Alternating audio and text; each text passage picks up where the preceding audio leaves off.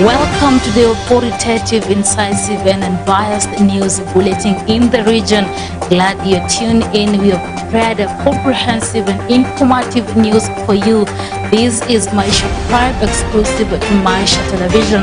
You can follow this bulletin on Facebook and YouTube on our channel Maisha Television Kenya.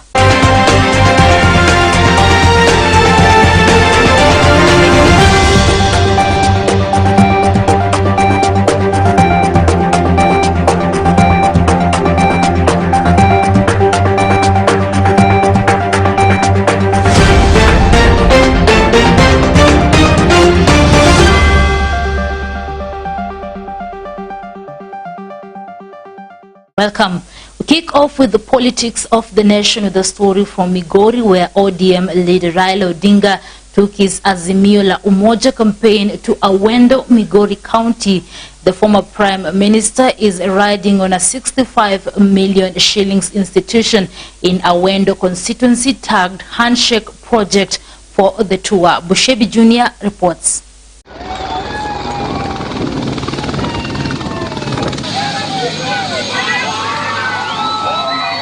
ODM leader Raila Odinga is in Migori County, in Awendo sub-county. He will preside over the opening of a medical training college, as well as inspect a local market in Dede. Tumekuja hapa Awendo, hapa Dede, kuzindua hii soko ya Dede, ambayo imejengwa na serikali ya kitaifa. Raila, who is on a vote hunting mission, seeks to consolidate his support in the region, his traditional voting base, ahead of 2022 polls. Hii ni moja ya juhudi ya serikali kuleta huduma karibu na wananchi, ili wananchi waweze kufanya biashara kwa njia ambayo iko sawa. Sasa soko ya Dede, vile Bwana Hinga amesema, itafunguliwa kirasmi mwezi wa Februari mwaka ujao. Baki miezi 3 peke yake, hii soko itakwisha. Sawa? Kwa sisi tunatoa shukrani kwa serikali kuu kufanya kazi kama hii. Lakini bado iko kazi mingi zaidi natakana ifanyike kwa taifa letu. Na haya mimi nitaongea juu yale yote kule katika mkutano tutakuwa naye huko Sony. His visit comes barely a month since Deputy President William Ruto, accompanied by the County Governor Okoth Obado, made a similar tour. Mtu asikuje hapa aanze kusema ya kwamba ati lazima upigie fulani. Hapana. Mimi nimetembea ile Kenya mzima yote. Mimi nimetembea ile Kenya yote. Lakini nilisema sitaki kuwacha Awendo na Migori nyuma. Lazima tuungane ndio tuweze kutembea pamoja. The visit by Raila is seen as his first move to counter Deputy President William Ruto's advances in the Luo majority counties of Migori, Kisumu, Siaya and Homa Bay. Zawendo more! Zawendo more! Zawendo more! Umoji baba! Umoji baba! Asanteni sana. Tunafurahia leo tumejumuika na nyinyi wenyeji wa Awendo. Tunafurahia sana kwa sababu Mheshimiwa Owino ameweza through CDF kuweka hii campus ambayo iko leo mbele yetu. We want to thank the government for agreeing to come and set up this college here in Awendo. This was as a result of consultations between the area member of parliament and the national government. This college is going to provide quality training to people in the health sector. And we have said that health is one of the fundamental human rights of our human being. You have got 5 fundamental human rights. 1, right to life. 2, right to food. 3, right to shelter. 4, right to good health. And 5, right to education. So we have said that we must be able to provide health care to our people During the struggle for independence, they said we wanted colonialism to end. We take over so that we can fight against the three fundamental enemies of our people: ignorance, poverty, and disease. These are the fundamental enemies of our people, and they are still very powerful as they were at the time we were getting independence. So you've said that healthcare is not a charity. Healthcare is a necessity to all our people. And I've said that it is unacceptable that our people should be dying from curable diseases. I have had occasion to see somebody with a doctor's prescription who is unable to acquire the medicine because they have no money. Raila is expected to use the two projects to woo voters and counter inroads made by Ruto. The DP has visited Migori County twice. Hello. Jothura untie. Javendo umor. Erukamano. Reporting for Maisha TV, Maisha Prime, I'm Busia Jr.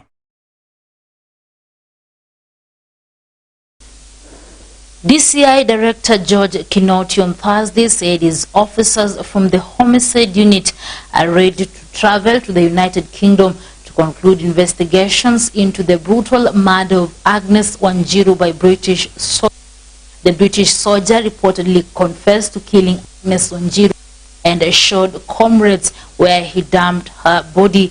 The family of the young Kenyan mother, allegedly murdered by a British soldier almost a decade ago, went ahead to sue the army to demand answers over her death. It was conducted by one Dr. Obiero Okot, who opined that the cause of death was due to chest and abdominal injuries. He further observed that the deceased could not have been placed in the septic tank alive, as injuries sustained were not fatal enough to kill her. Persons of interest: British Army soldiers witnesses. Effort by the initial investigators to interview the British Army soldiers who were at the Ryan's Court Hotel on the material night, that was on 31st March 2012, were futile, as they had already left the country. It was unfortunate. The Ryan's Court Hotel provided a risk to the British Army soldiers who were booked into the hotel on the 31st March 2012 when the deceased went missing. The initial investigating team subsequently wrote to the British American training unit camp manager requesting to be provided with more details of the soldiers as per the hotel list, and the soldiers were confirmed as follows. One, I may not read their numbers, was Don Balu, McKenna, Corporal Ban, Sergeant Mira, Sergeant Higgins, Bradshaw, Gales, and one Armitage. However, through cooperation, the Royal Military Police have provided the investigation team with more details of the British Army soldiers who were at the Ryan's Court Hotel on the fateful day as follows. Henry Riam Robert, Renford James William, Swains Ryan, Creighton Daniel, Thornton Daniel John, Smith Carl Eric. According to the Royal Military Police, the above identified witnesses have information to ring and identify the soldier who killed the deceased. But since the Kenyan authorities retain the jurisdiction of the case, it is incumbent upon the investigating team, in collaboration with the Royal Military Police, to interview and subsequently record statement from the persons of interest. And sir, this one I can go on record. We are getting excellent and very positive collaboration, assistance in anything that we have. And with politics raging the country as the 2022 approaches, Deputy President William Ruto, for the second day in a row, pitched camp in the county of Machakos, Matu Town, Yatta constituency, where he outlined his bottom-up economic approach to the residents of Machakos. Antonio Sundwa brings us more. Deputy President William Ruto's tour of Machakos County entered its second day. Watu wa Ukambani na vijana wote wa taifa letu la Kenya. Nimekuja hapa kuwauliza watu hapa Kaloleni, watu wa Machakos. The second in command is in a hot bid to sell his bottom-up economy. Next year, na nataka munisikize vizuri ndio muniulize. Next year tunaweka bilioni 50 katika hazina ya Micro, Small and Medium Enterprise Fund. Pesa mtapatiwa bila riba ama bila interest na bila security, kila mtu ainue biashara yake. Hii maneno mimi nawaambia sio mzaha. I am a very serious guy. Mnanielewa? Mimi ndio Deputy President wa Republic of Kenya.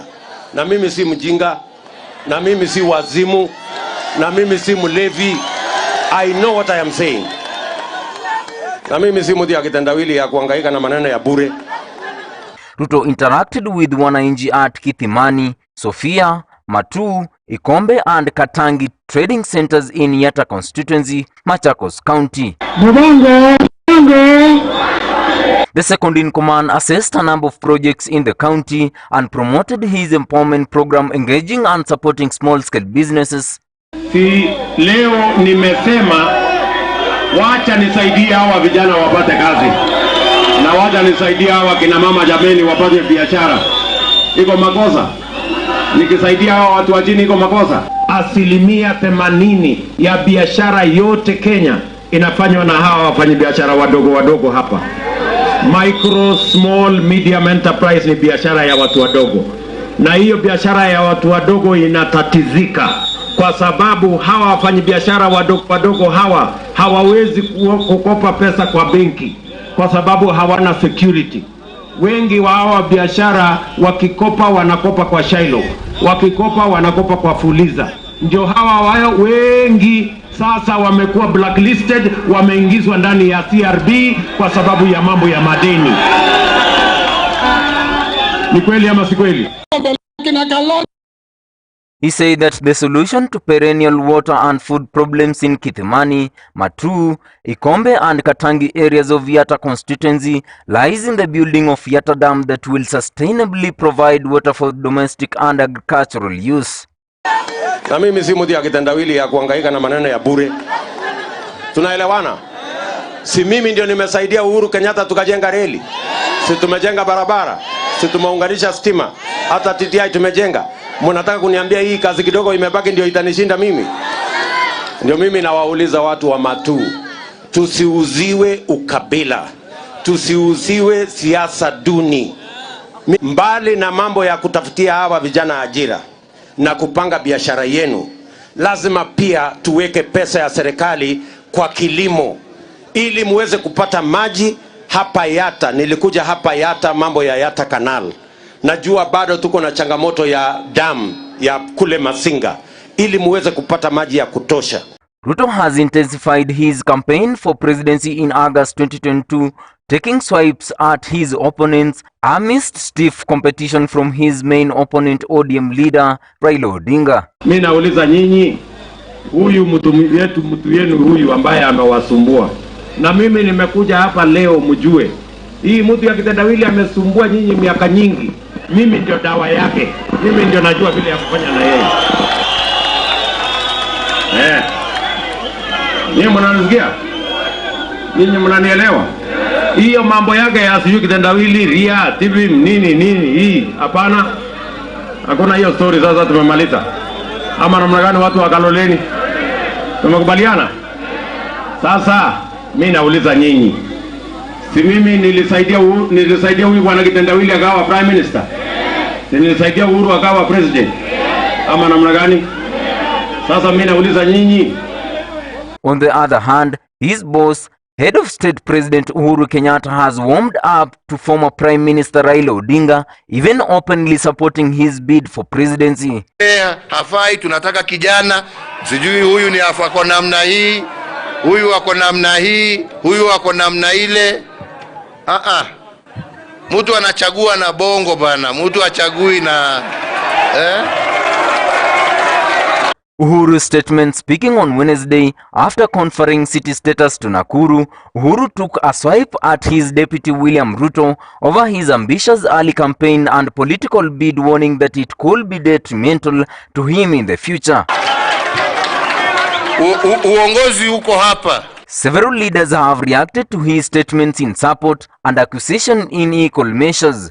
Uhuru and his deputy have been at loggerheads after the 2017 general elections, with their bad blood escalating in March 2018, when the president and former Prime Minister Raila Odinga signed a cooperation pact and had a handshake at the footsteps of Harambee House. The hostilities further saw the ruling party crumble, with factions pulling in different directions, pushing Ruto to unveil the United Democratic Alliance, UDA. Antonio Sundwa, Maisha Prime News, Maisha Television.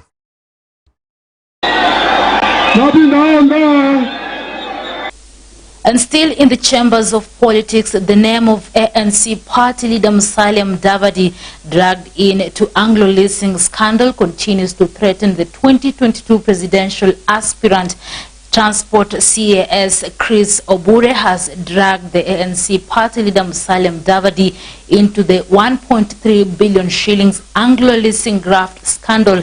The case relates to one of the Anglo leasing scandals in which 18 high-value government security contracts were allegedly awarded to fictitious companies leading to the loss of billions of shillings of public funds. Bushebi Jr. brings us to speed with the story of how Kenya lost billions through alleged corruption. While testifying in the ongoing Anglo leasing scandal case in the anti-corruption court, Transport Chief Administrative Secretary Chris Obure, who was found with a case to answer in the loss of billions of shillings in the Anglo leasing scandal, started by telling the court that he was introduced to the project by Musalia Mudavadi, the then Minister of Transport and Communication. He said that Mr. Mudavadi wrote to him on May 9, 2002, seeking direct procurement of equipment for upgrading postal services in the country. The case relates to one of the Anglo leasing scandals in which 18 high-value government security contracts were allegedly awarded to fictitious companies, leading to the loss of billions of shillings of public funds. At the time, Mr. Mudavadi, a 2022 elections presidential hopeful, was the Vice President and Minister of Transport and Communication, while Mr. Obure was Finance Minister under President Daniel Toroitich Arap Moi. Businessman Deepak Kamani and several former senior government officials are facing trial over the scandal, which came to light in April 2004.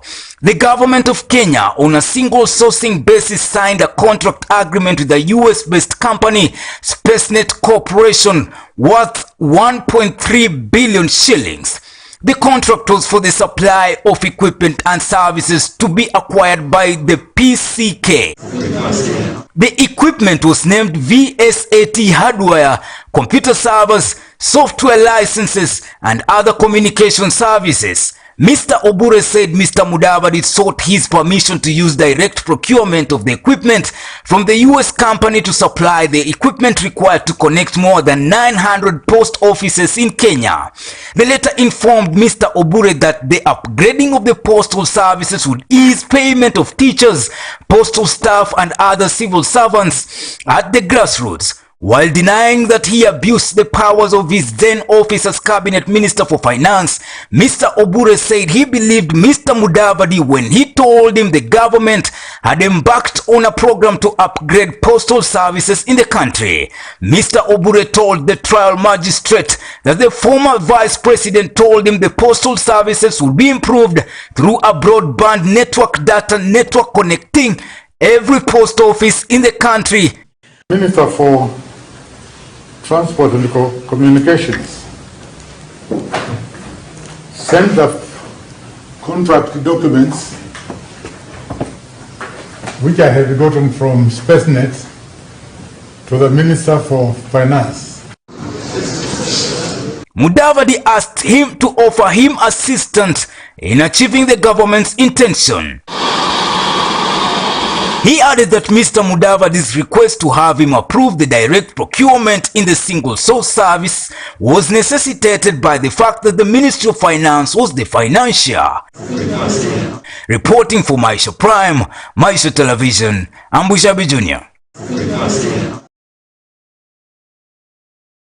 Well, and now I'm taking a short commercial break. I'll be back with more news. Stay tuned.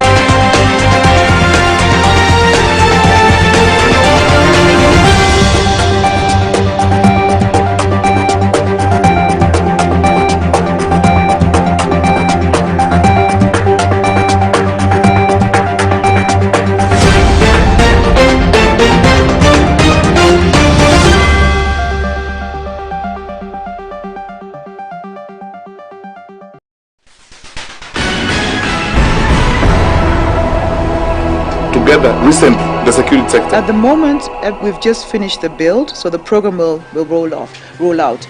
Radical transformation now.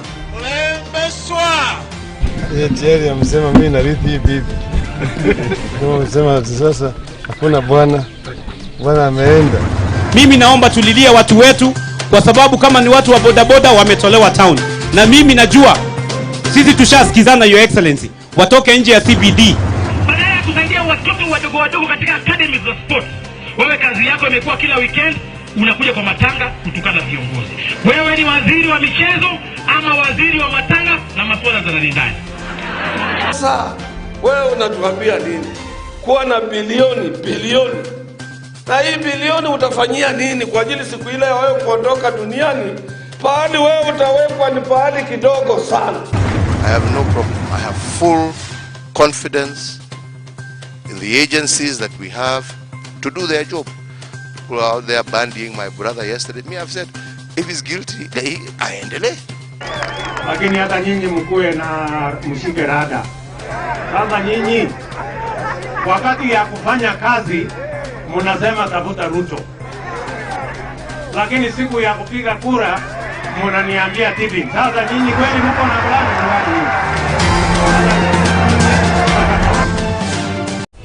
Maisha TV, the Kenyan channel pushing information to Kenyan viewers through digital television platforms. Maisha Prime News, Maisha Television. News. Thank you for choosing Maisha Television for this broadcast. Information. The classes were in a poor condition. Cultural programming.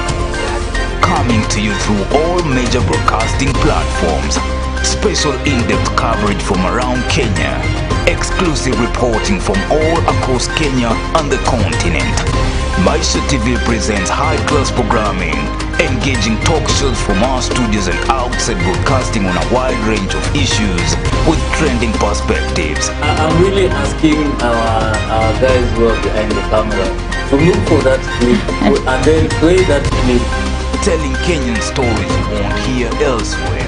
The most wicked sight in my life is to see his tongue hanging almost up to here. Tangu corona ianze mwezi wa 3 tumekuwa na changamoto mingi.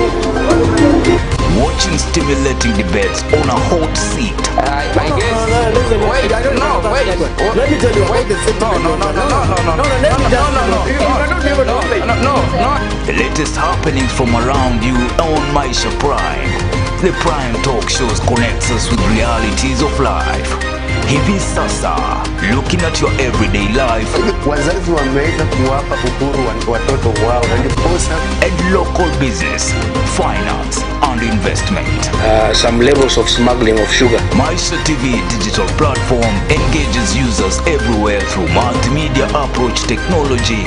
A Maisha Television digital platform, your local and continental channel platform where you choose it, watch it and love it.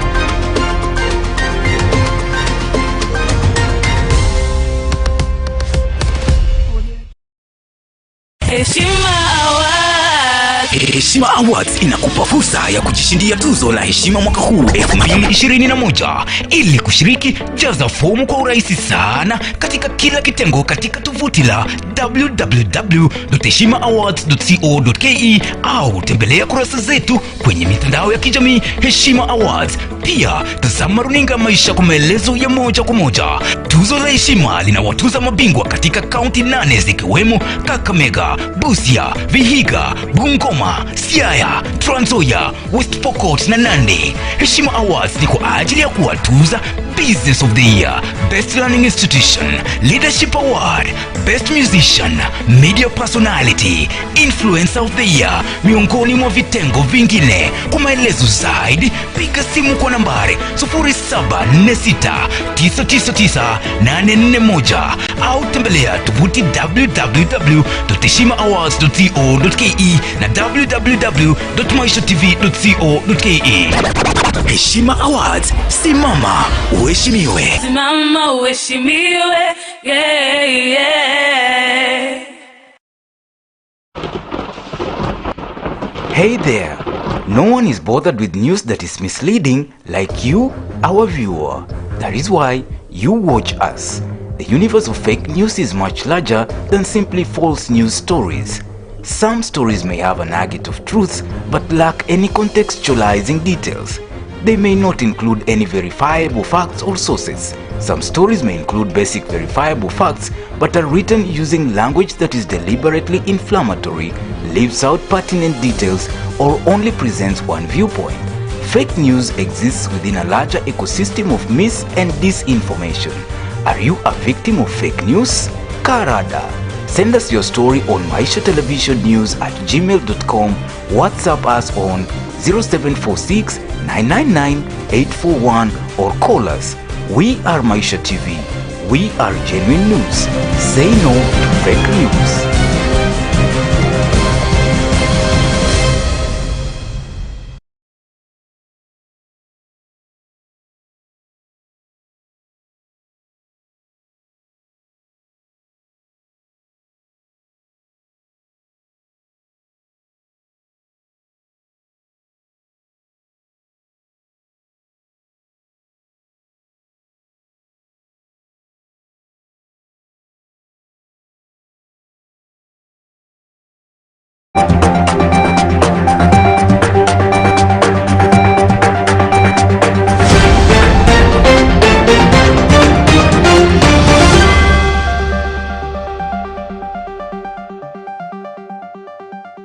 Welcome back, and we move right into today's education segment.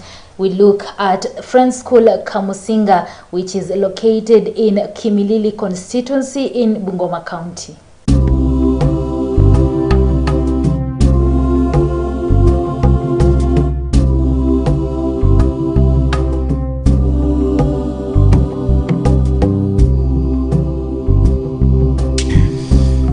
Welcome to Friends School Kamusinga, National Boys High School, popularly known as FSK.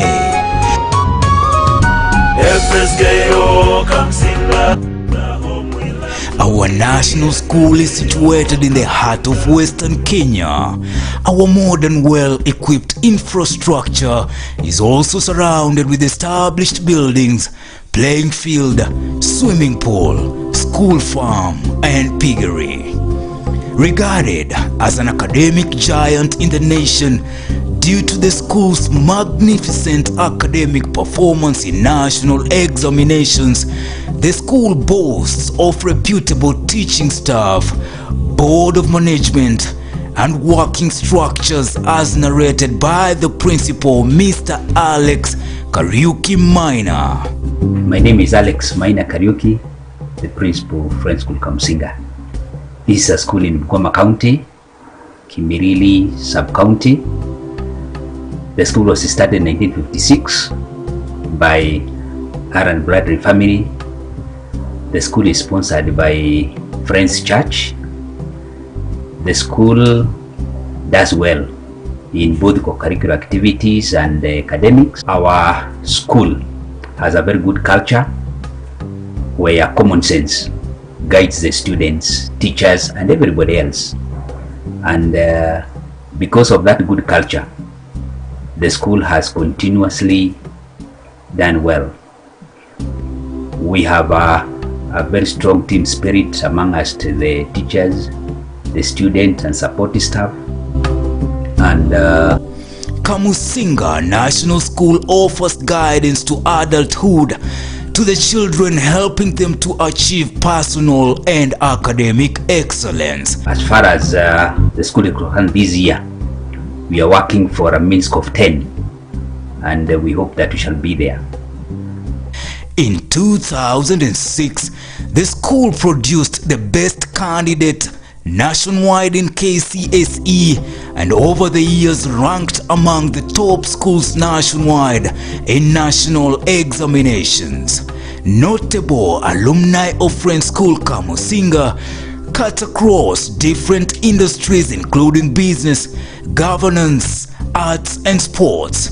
Among them, the late business mogul Chris Kirubi, Senator Moses Wetangula, Ken Lusaka, Benjamin Cheboy, and many more.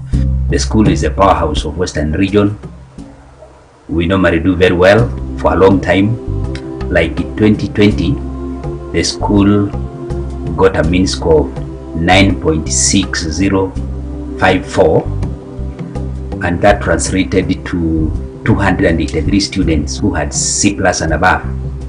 Only 12 students who did not qualify to go to university. And the school is a doyen in co-curriculum activities that help shape the whole growth of students in soccer, hockey, basketball, drama and music, and now with the swimming pool, the next frontier in swimming. Like in co-curricular activities, the school is known for drama, hockey, basketball, and music. And most of these trophies that we have are as a result of good performance co-curricular activities. Like 2019, the school was the East African champion in hockey, where we played in Arusha. We defeated St. Anthony. Currently, the school has undertaken viable projects to boost the institution's income.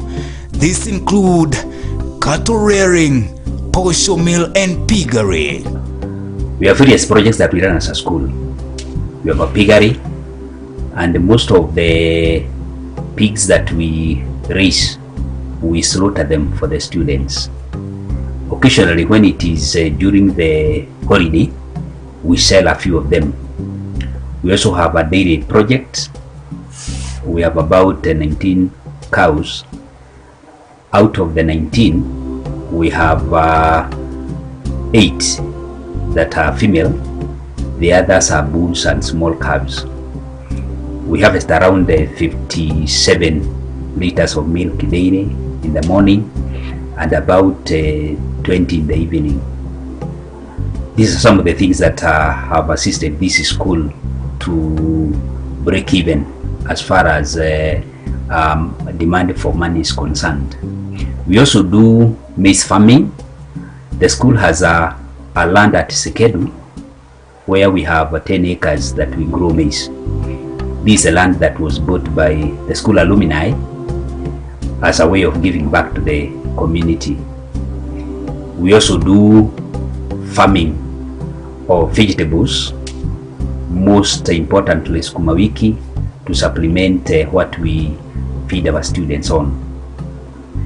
The school has 53 acres. Much of the land has been utilized by constructing the buildings. The rest of the land is kept aside for fields and other small activities where we have some good forest project where we have planted very many trees, and this helped us contribute to the 10% forest cover that the government is insisting on. Otherwise, the school has a guest house located in the school's compound that offers bed and breakfast services open to the public, making it one of the most unique and great visionary institutions. The school has a guest house made up of 9 rooms. This is a place where we host people who want to have a quiet environment to do their work and even relax. And our charges are low, 1,500 bed and breakfast. And it's an initiative that was donated to the school by the founders of the school, the Aaron Bradley family. Then the school has also a swimming pool, a standard one for international activities. It is the only one, I think, in Western region. And it is basically for our students, but when you have competitions, we also allow such competitions. We also run a bakery where we provide bread for the school menu, and we also provide bread for the canteens where the students purchase for their own use. At the end of the year, this is a project that is able to give us a net profit 1 million, and to us is something that is worth pursuing. Then we also have a portion meal. Yeah. Every week we grind about 10 bags of maize, and that we found it's very costly to do it outside. So the school bought a milling machine where we grind our maize around, and to us we are able to save on the cost of milling. Yeah. FSK, the place to be, the place to belong, the place where everybody is somebody. For Maisha Prime, Maisha Television, I'm Busia Junior. By the FSK, Kamsinga, we shall defend thee, we surely stand by thee. And President Uhuru Kenyatta on Thursday presided over the passing out of National Youth Service NYS in Nairobi County. Kenyatta has hailed the National Youth Service for producing discipline and job-ready youths. Officers and all the servicemen and women, I want to congratulate you for one of the best parades I have ever seen in my life. Hongera sana. Pongezi sana. Pongezi sana. Today, we are gathered here to witness yet another momentous occasion as we graduate 7,300 servicemen and women who are now transitioning to the second phase of the National Youth Service Program. To all of you who graduate today, we celebrate you for your successful completion of a rigorous and a highly demanding 6-month long paramilitary training. I commend indeed the entire team led by the Cabinet Secretary, members of the Ministry, the Director General and her team, the Commandant and her team, for your collective dedication and commitment. Before us today is a cohort of servicemen and women who are ready and able to go on and be great. One of the issues that we have pondered over is how we can prepare every Kenyan youth for their personal destiny. Let's now shift to Western politics. A Tongaren Member of Parliament, Dr. Seli Simiyu, and Kandui MP Wafula Wamunyinyi have officially ditched Ford Kenya Party. The duo have said that they will unveil their new party on 14th December. Philip Simiyu with more.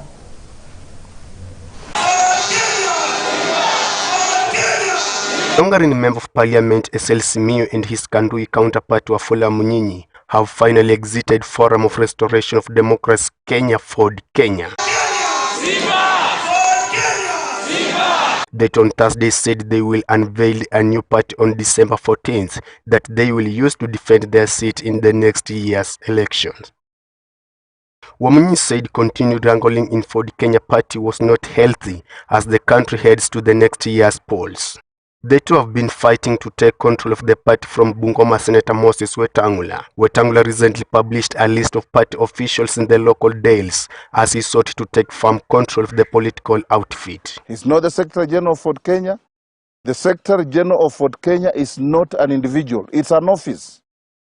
And the office functions whether the holder is dismissed, is dead, is suspended, or whatever means necessary taken against. The list among others were Wetangula as the party leader, Millicent Anyango Abudo deputy party leader, Chris Mandumando national organizing secretary, Crisandus Wamalo Wahungu secretary general, and Nasir Ibrahim Salal as the national treasurer. The move came after the National Delegates Conference endorsed the senator as the party's presidential flag bearer for the 2022 polls. For Prime News Maisha Television, I'm Philip Simi. Rift Valley Police Commissioner and Coordinator George Natembea has warned some politicians who express hate speech, saying action will be taken against them. He says that leaders should not use insightful sentiments to incite violence in public rallies. A similar statement was made by the chairman of the Council of Elders.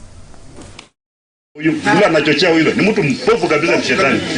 Ya maana unasema kwamba wadi tabu yako imeletwa na huyu. Na nyinyi wote mko na tabu tu. Sasa mmekuletea tabu namna gani? So lazima tukue united kupambana shida zetu Trans Nzoia kama jamii. Tunataka amani kwa sababu ya hii uchaguzi unakuja. Na pia nataka nimwambie ninyi wazee na wamama ya kwamba shilingi 100, shilingi 50 isifanye mtoto wako aenda ozee kwa jela. Ninyi ndio mnazaa watoto. And let's move all the way to Busia, where cotton growers in Busia County have called on stakeholders to intervene and increase cotton prices to enable them to benefit from the crop. The farmers say that despite embracing cotton cultivation, the cost of growing the plant is extremely expensive. Bei ya pamba hajabainika kuwa sawa kabisa kulingana na expense ambayo tunatumia katika mashamba. Mara unanunua mbegu, mara unanunua dawa ya kunyunyizwa kwa magwaiso hizo pamba, but bei iko chini sana kwa shilingi 50. Jambo la bei ya pamba inajadiliwa haswa tukianza msimu mwezi wa 3 wa kila mwaka. Fiber Crops Regulations za 2020, waziri natakiwa abuni jopo ambalo litakuwa linajadili mambo ya wakulima ambao wako katika sehemu ambazo ni kame sana waweze kuchukua ama kutumia mbegu zetu za kawaida. Wale ambao wako sehemu za unyevu waweze kutumia hybrid na BT cotton. Sisi tunawasaidia na mbegu. Wakati tunawapatia mbegu, tuna sign contract. Wakati mazao imepatikana kutoka shambani, sisi ndio tena tunakuja tununua pamba. And now let's get My Hustle, My Life, My Story by Anthony Osundwa.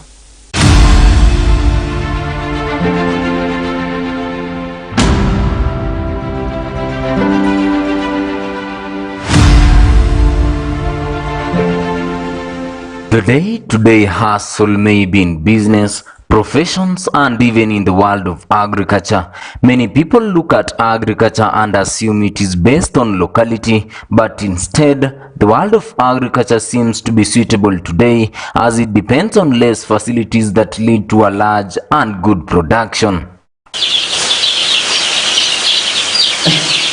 We met Benjamin Oteo, an agricultural teacher who narrates on how they teach people the importance of engaging in agriculture as a hustle, despite having some challenges like disease outbreaks, which may affect mostly the chicken farms.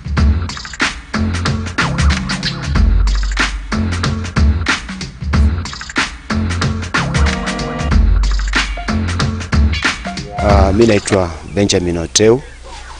na sasa hivi mimi ni mwalimu wa shirika ambalo inaitwa Skabita. Hiyo shirika inafanya kazi na wakulima wa chini sana, ambapo tunaenda kufanya mambo inaitwa kwamba empowering, ili wakaweze kuwa na uwezo ya kujimudu katika maisha yao. Mambo ya ukulima, nikiwa katika shirika hilo nikifunza wakulima katika jijini. Saizi nimefanya kwa miaka karibu 7. Kitu cha kwanza, mimi nimeweza kuwa trained kwa kazi ya community empowerment, na kile ambacho tunafanya, kitu cha kwanza tunapoenda kwa community tunapata wale watu ambao tayari wako mobilized, wako na agenda, na tunaenda kuweza kuhakikisha ile agenda yao, hasa yule ambaye anataka kulima, nataka kumsaidia akaweze kufaulu katika ukulima, hasa upande wa kuku, kuna upande wa mahindi, maharagwe na hata ufugaji wa ng'ombe.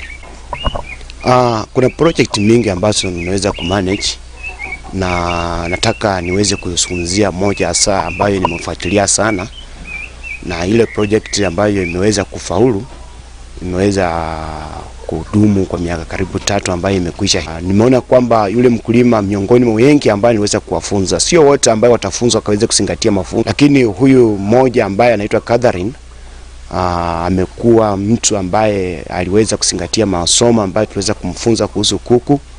Tukampa hizo kuku kwa miaka 3 ambayo imekwisha, na masomo yote ambayo tuweza kumfundisha, mambo ya management, mambo ya treatment, kulisha na mambo ya discipline. Najua pia mambo ya kuku lazima kuwe na discipline.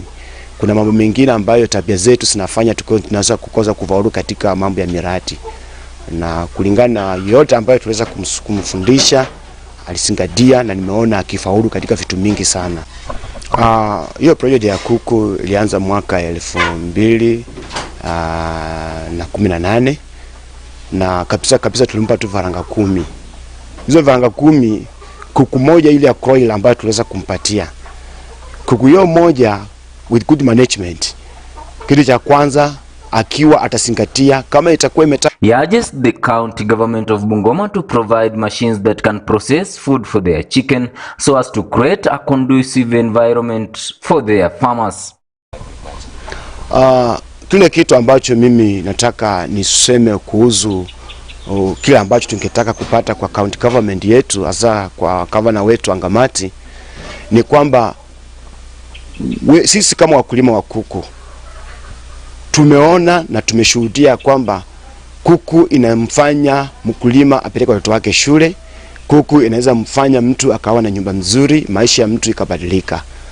Lakini kwa sababu ya changamoto ambazo sisi tumeziona, chakula ya kuku iko very expensive, na pia tungeona kama county government wangeweza kusimama na wakulima hapa Bungoma, sana sana kwa ile maeneo ambayo mimi nimeona hapa Bungoma South, ambapo hapa Kandui, maana mashamba ni matoko, na mtu anapofanya ukulima katika plot utaona ya kwamba pia ingemsaidia kama mtu mwingine angepanda mahindi aka 10 ama 20.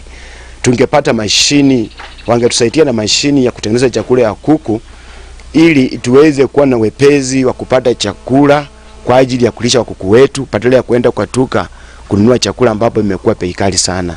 Yeah. Benjamin goes on to urge any other person with an agricultural interest to engage in the field, which will in turn benefit them in the future.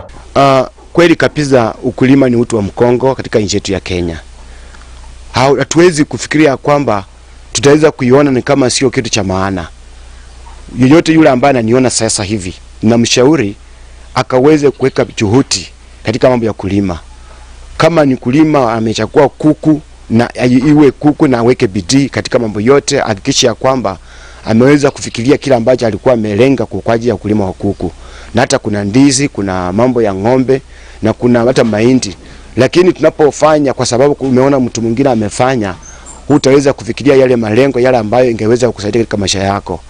Wale ambao wameweza kufaulu katika ukulima, watafute ukajiunga hoja nao, ili ukaweze kupata mashauri, uulize wewe umefaulu namna gani katika sehemu hii, ili pia nao ukaweze kuweka na uone ya kwamba pia umefaulu na maisha yanaweza kubadilika. Hiyo project ya kuku ilianza mwaka 2018, na kabisa tulimpa tu faranga 10. Hizo faranga 10, kuku moja ile ya coil ambayo tuliweza kumpatia. Kuku hiyo moja with good management. Kitu cha kwanza akiwa atazingatia kama itakuwa imetaka mayai kidogo sana ni 250. So watu tunaangalia akiwa anataka kuuza mayai anaweza kufanya management ya mayai, na ikiwa anataka kuuza varanga vile ambavyo pia mtu mwingine aweza kaenda kuvuka pia anafanya hivyo, ama akitaka kuuza kuku ile ya nyama vile vile. But huyu mama Catherine ameweza kuzingatia sana sana varanga, na hizo varanga tumeona kwamba ameweza kusalisha kwa hii miaka yote ambayo mimi nimeweza kufuatilia nikimwendelea kumfunza, na imemsaidia vitu mingi kwa sababu now she's the best practice in our company. Antonio Sundwa, Maisha Prime News, Maisha Television.